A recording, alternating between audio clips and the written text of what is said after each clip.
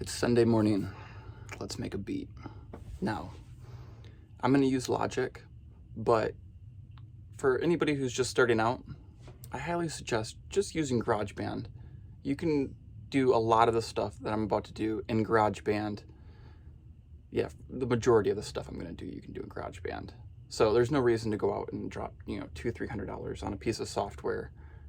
If you're just getting into it and you don't even know if this is something that you want to, keep on doing. Anyway, one thing that I do highly suggest getting is a MIDI keyboard. This one right here, this has been like my favorite so far. The Akai MPK Mini. Has a little drum pad up here, little like knob to toggle stuff or like to bend it, like bend notes and stuff. Then you have knobs over here that you can do automation and you can link different things to automate. Yeah, love this keyboard. The second thing, if you're a guitar player, I've always had like these M boxes. They're called M boxes, but I guess they're just like I think they're called interface boxes or whatever. Anyway, they're just like, they're always really big and bulky. And I recently discovered this thing called the Jam Plus, made by Apogee. I'm probably saying that wrong, but yes, this thing's awesome. Like, look how small that is. And it has a thing that you can plug your guitar into it or whatever kind of instrument you have. Then you can just plug it in USB. And that's it. A little knob, one knob on here to adjust the volume. Okay, and then getting a little USB stick, because if you're gonna download all of the instruments on GarageBand or Logic, it's gonna take up a ton of space on your computer. So I suggest getting a little USB stick, but just make sure that the stick is fast enough. Like, you want one that can transfer data at a fairly high rate. Otherwise, you're gonna run into these lags. So a little USB stick. And then fourth thing is a mic. Now, I don't really record vocals or anything that often, but recording acoustic guitars or whatever, this blue Yeti mic, great mic. I mean, you've probably seen this and heard about this before. It's awesome. It has like a thing on the back of it where you can adjust the gain and you can adjust the pattern of like how it's recording, if it records all around or if it's just recording in front of it. And then here's, just your headphone volume and to mute it. We're not going to use this in this tutorial just because I want to keep the video kind of shorter. And I'm just talking about the equipment already. We're already 3 minutes into it. Anyway, let me plug in this USB drive, this thumb drive. Cool. And then let's load up Logic. Another thing, if you're a guitar player, having some kind of electric guitar, you can use an acoustic guitar. If you're gonna use an acoustic guitar, probably get a mic. You don't need this. Or there's these things that you can put inside like the hole of the guitar and it will pick up everything that you're playing. How do you think we should start? Usually I like starting with some drums. And one of the really cool things about Logic and GarageBand, they're pretty much like the same thing. Except for in Logic, you get some, advanced features, which we're probably not even gonna use. So you could even just use GarageBand. Like, so I say, use GarageBand for a while. Why not? It's free. So, okay. I'm gonna start with the drummer. I always find that's like the best one. And then you get to choose like a genre, rock, alternative. Let's do R&B.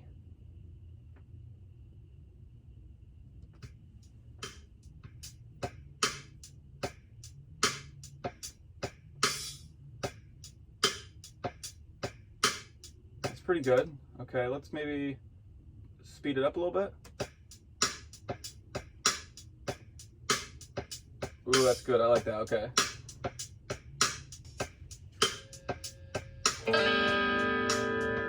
Doesn't that sound good? Oh, another cool thing about this is if you click this little tuning fork up here, it will let you tune your guitar. I'm out of tune. I think that'll do it.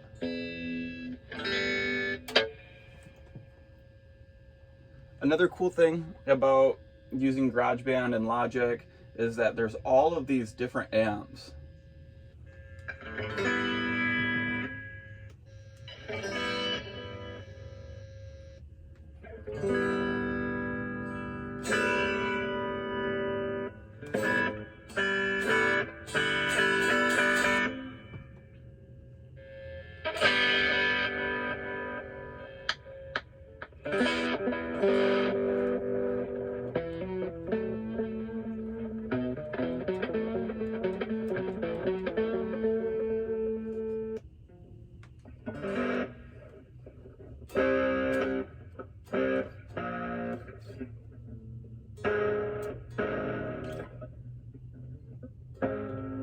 This is really unplanned, so I don't really know what's coming out of here. Just kind of making it up as I go.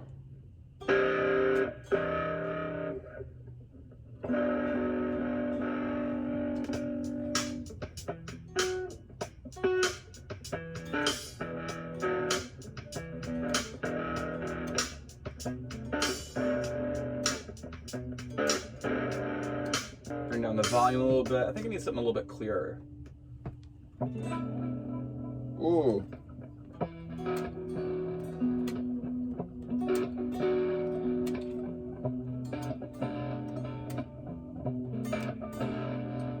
So, start at the beginning. Let's press record. 2, 3, 4.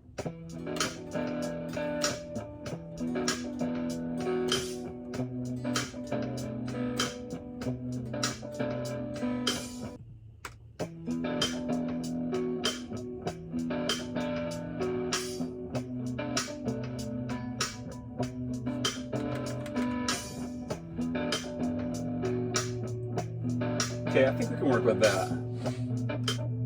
I'll duplicate this track. Well, let's just create a new guitar track.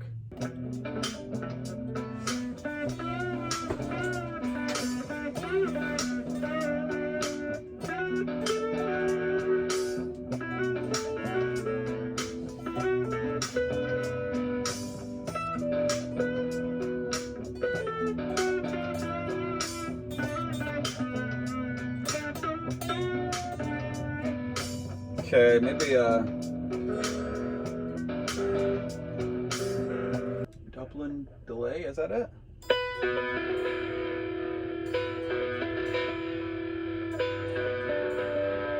See how I just laid down like a rhythm track. You know, start with some drums, find some drums that you like. You can always change out the drums later. And then lay down some rhythm, and then go over top of your rhythm with, you know, a little, not like lead, but like another guitar track.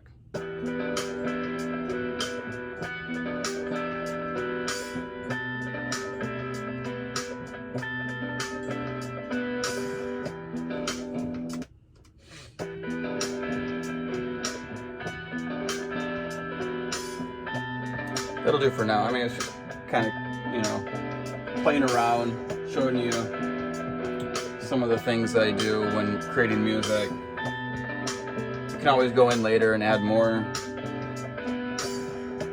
Yeah, and also you can go in like and change the amp and the effects. Like, that's pretty cool. Like,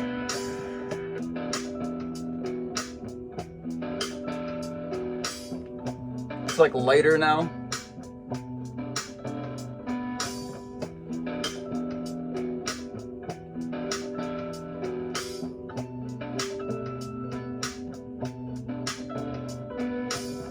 Okay, duplicate that track. You can add another one.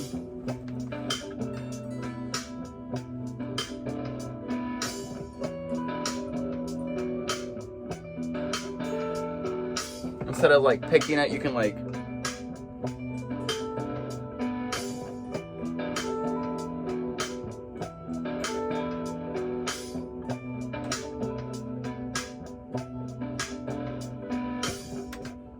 do that.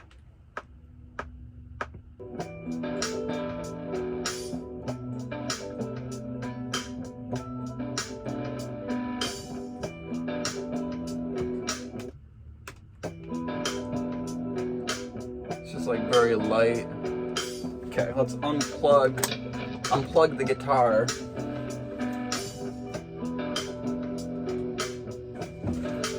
Looking back here,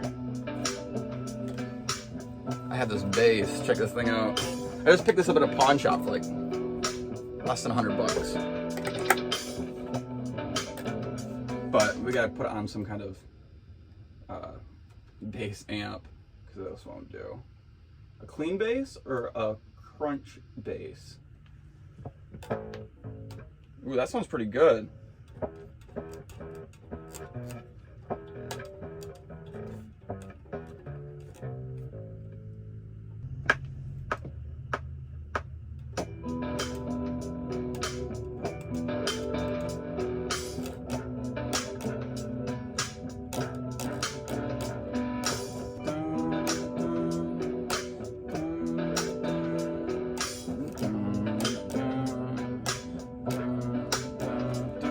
I think that'll do it.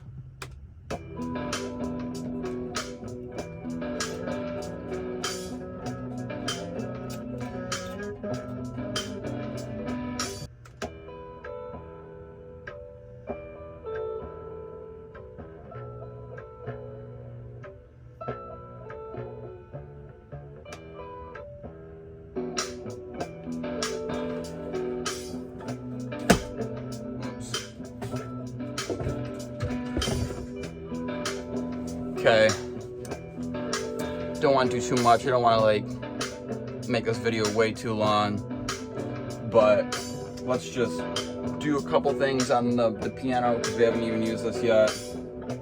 So we're gonna create a new track.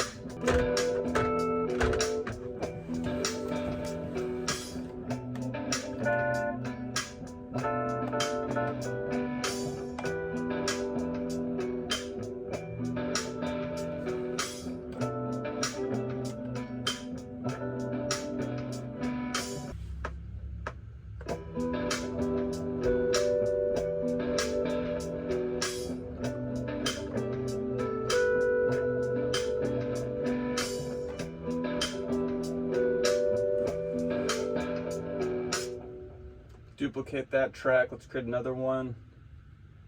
Maybe something a little bit different. The synthesizer.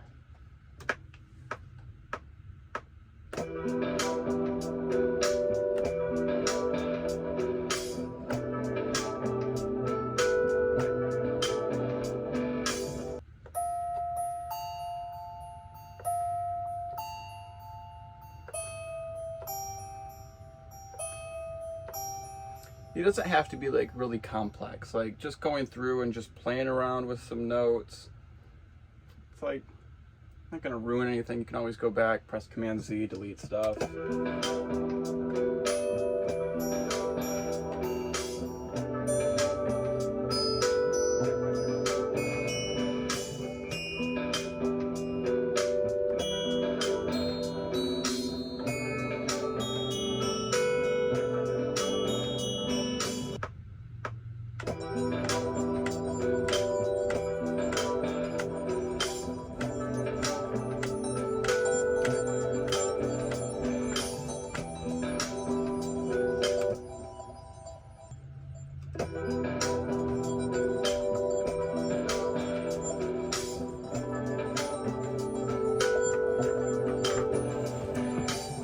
And that's my song for Sunday morning.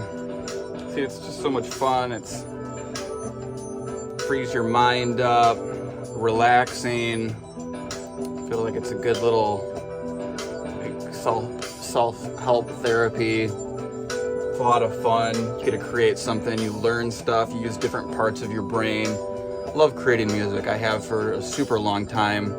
And I love having, you know, this little thing to plug in guitars. If you don't know how to play guitar, you know, it's really easy. You don't even have to be like super like, you know, like expert to play. Like you see with this little MIDI keyboard.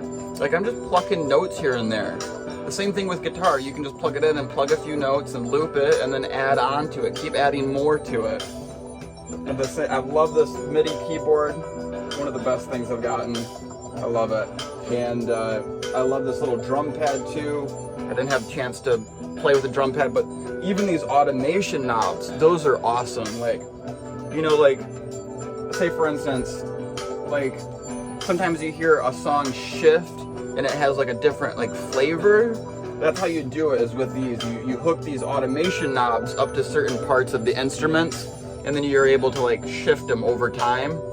I'll make some more videos in the future about like how to do sampling and how to do automation, but hopefully this inspires you to, you know, open up GarageBand. If you have a Mac, you know, open up GarageBand on your computer. If you have a PC, there's always like, there's like Fruity Loops and Ableton, and I forget what the other ones are. I haven't used Windows in a super long time, but if you have a Mac, you know, there's GarageBand right there. It's free, or if it's on the App Store, it's free, and yeah, it's a lot of fun. So hope this inspired you to open up GarageBand and, you know, play around with some music. And even if you don't have this MIDI keyboard or this thing, you can even just press Command K on your keyboard and it opens up this little like virtual keyboard. So you don't even have to have any of this to do it. This is just some of the things that I suggest. Is this little keyboard, this is less than $100. This little thing is less than $100. A lot of fun. Okay, I'll see you in the next one.